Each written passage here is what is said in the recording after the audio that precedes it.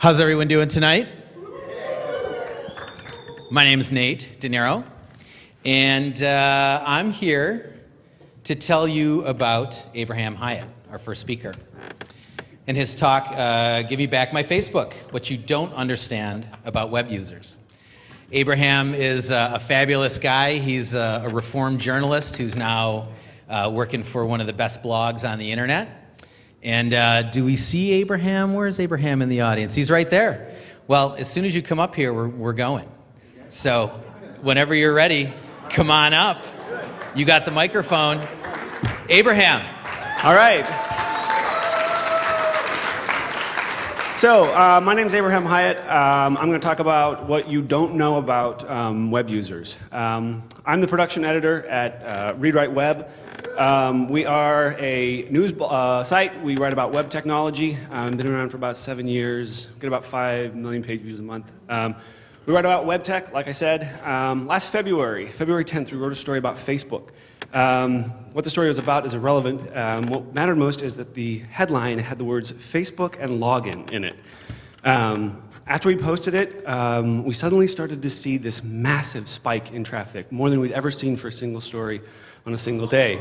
Well, the first comment should have been a hint about what was happening. Okay, if I have to, I will comment. I love Facebook, so right now, just want to log in. If that's okay with you, LOL, keep up the good work. Over the next couple hours, we were to see several hundred more comments, many of which were along this same line. What was happening? Oh, here we go. Let's read a couple more. Please give me back the old Facebook login. This is crazy.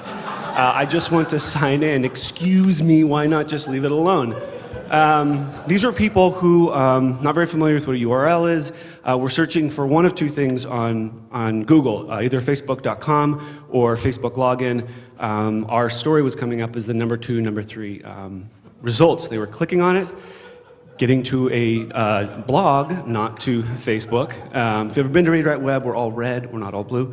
Then they would scroll down through the entire story until they got to the bottom and they found the comment box. And on the comment box was that nice blue little Facebook logo. They would try to sign in, nothing would happen, and they wouldn't know what to do. This is actually not a unique story. 2004, a site called OK Cancel wrote a story about Google. Cancel, Google, yeah, you know what happens next year. The guy actually deleted most of the comments in like 2007, but some of them that have gone up since then have the same feeling and tone as the ones that we had. Please remove Google as my homepage, thank you. I want Google to go and want my Comcast back.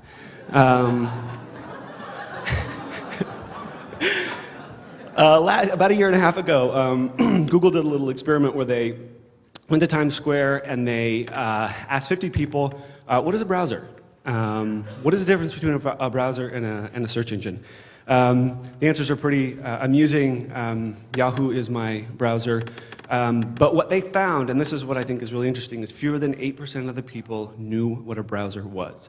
Fewer than 8%, which is, I think, pretty staggering. So, what do these stories mean? What does this all mean? So what it means is that the web has gotten to a point where there are large bubbles that exist, where people can exist in, and they don't have to interact with what we would call the real web, the real internet. Now, if you talk to anybody who works in tech support, they say, yeah, this happens all the time. People call up and they can't find the power button on their computer. And that's true. But the main difference is when you're online, there is no tech support. So they end up in these comment sections. There is no, Mark does not have 1-800 I fix your Facebook out there. The other thing that they're running into is an idea that a friend of mine, David Galley, introduced me to, which is this idea of layers. That when all of us in this room use the web, we see distinct layers that exist. People who are in these bubbles, they don't see it. They see it all as one thing. It makes it very difficult for them to identify where a problem is. Another thing that they run into is the fact that the URL is disappearing. Whether it's because of shorteners or for whatever reason, we all know that the URL is how we see our location online, the safety of a site, and that's just not a tool that they have. That's not a skill that they have. Right there you're seeing the stats for our story in the middle of February. The first 3 days of that story, we saw over 1 million page views on that story alone. And that's the point that I want to make, is that there are a lot of these people out there, and these bubbles are getting bigger, and the numbers are growing. And so it's our job as people who create content, who create tools online, to find ways to bridge this gap between these bubbles and the rest of the internet. Thank you very much.